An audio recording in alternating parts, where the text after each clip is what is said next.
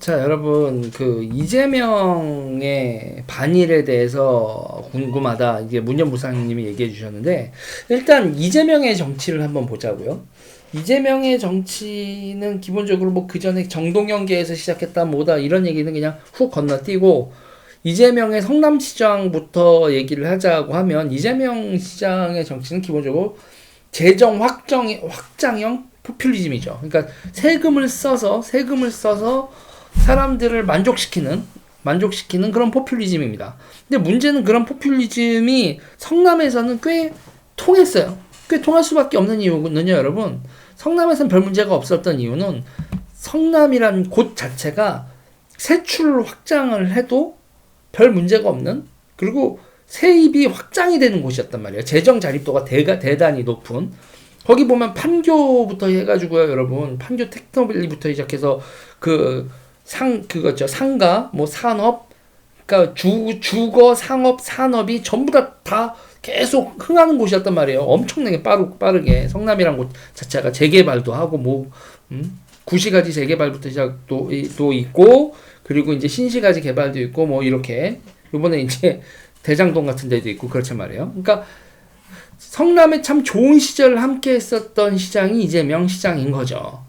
그리고 이제 그 전에 시장님들이 워낙에 여러분 방만하게 운영을 하고 비리도 많았잖아요. 비리로 해서 다 감옥 가고 전임자들이 그렇게 사고치고 감옥 가는 문제도 있었기 때문에 그런 부패한 전임자들의 부패를 청산하니 서민들에게 이렇게 많은 서비스를 제공할 수 있다. 이런 프레임을 적용할 수 있었죠. 그러니까 이재명식 포퓰리즘은 그러니까는 엄청나게 인기가 있어요. 포퓰리즘이라고 막 욕을 하는데 내가 무슨 재정을 빵꾸를 냈어. 그래도 성남시 재정을 보고 그러니까 살림살이 안에서, 그러니까 성남시의 소득 내에서 이재명 시장이 한 거니까 어쨌든 간에 그 말은 맞거든. 그러니까 다들 저거 막 해도 성남시에서 이재명은 그렇게 깔라고 해도 성남시 돈으로 성남시 서민들한테 뭐 그러니까 무상교복이라든지 산후조리원이라든지 뭐 이런 서비스를 한 거에 대해서 누가 시비를 걸게 그렇게 딱히 있는 건 아니었어요. 성남에서 저러던 거 딴 데서도 저러면은 안 되는데 뭐 이런 정도는 있긴 있었지만, 그러다가 이제 그냥 기본적으로 이재명의 그 정책들, 성남시에서의 정책이라는 건 성남시의 높은 재정 자립도에서 나오는 거였죠. 그랬는데 문제는 경기도 가서, 여러분, 경기도 가서 경기도 부채를 엄청 땡겼죠. 그리고 이제 그거를 차원에서 또 이제 그걸 넘어서 이제 국가적 차원의 정치인으로서 어떤 역량을 보여주느냐 이렇게 나갔을 때 거의 바닥인 거예요, 바닥. 그러니까 보세요. 경기도에서도 똑같이 성남하고 똑같이 했는데 경기도가 재정 자립도가 똑같아요? 아니죠. 재정 자립도가 똑같지가 않습니다. 경기도만 돼도. 그리고 이제 범위가 넓고, 그리고 지출을 그렇게 기본 정책이니 기본 소득이니 뭐 공공이니 기본이니 이 컨셉으로 정책을 하고 뭐 그거 뭐야, 지역 화폐 이런 것들 해가지고 사회주의적인 정책들 이런 식으로 했을 때 그거 다 어떻게 돼요? 그거 다 빚을 땡겼단 말이에요. 그러면 어떻게 돼요? 자기 때는 일단 빚은 보지만 그 다음엔 골로 가는 거죠. 그런 걸 뭐라고 그래요, 여러분? 포퓰리즘이라고 해요. 그러니까 포퓰리즘과 아닌 거에 가장 결정적인 건요, 여러분. 결정적인 건 살림살이 안에서 하면 포퓰리즘이 아니라고 하는 거고, 포퓰리즘이라고 하기엔 지금 그렇게 되는 거고, 살림살이 밖으로 빚을 져서 하면 이거 뭐 하자는 거야, 이렇게 되는 건데, 성남시에서는 이재명의 정책들이 그렇게 되는, 오케이 하다가 경기도에서는 빚을 지고 하기 시작했죠, 본격적으로.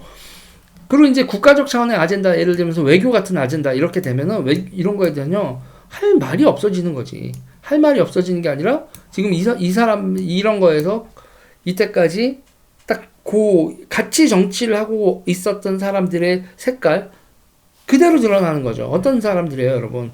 그 성남시직 인수위원부터 시작해서 성남시의 기본 정책들 이렇게 짠 사람들이나 전부 다 그런 사람들이 저쪽 NL계열 사람들 아닙니까? NL계열 사람들이 가지고 있는 인식들, 그 인식의 대표적인 게 뭐예요? 일본을 식민지 제국의 어쩌고 반일 사상 이런 거를 기본적으로 깔고 있지 않습니까? 그리고 그 사람들은 미국을 축출하면 대한민국이 모든 게 다 모든 문제가 해결이 될 것이다. 이런 거를 전제로 깔고 있는 사람들이란 말이에요. 통일이 지상의 과제고 그걸 이제 운동권식 용어로 표현을 하면 민족 모순이 계급 모순에 우선한다. 이게 이제 NLD의 구호인데 그 민족 모순을 극복하는 방법은 미국을 축출하고 식민지 해방을 해야 된다. 이런 사고방식이고 미국을 축출한다는 말을 못하니까 대신하는 게 일본을 축출한다.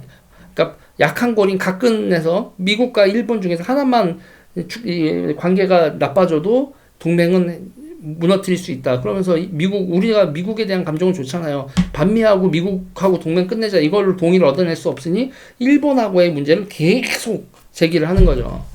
그러니까 이재명의 반일 사상이나 반일적 발언이나 이런 거는 그냥 딱 386, 50대 대학생들, 50대 진보 대학생들 NL 쪽의 마인드를 그대로 담고 있는 거죠. 그러니까는 전국구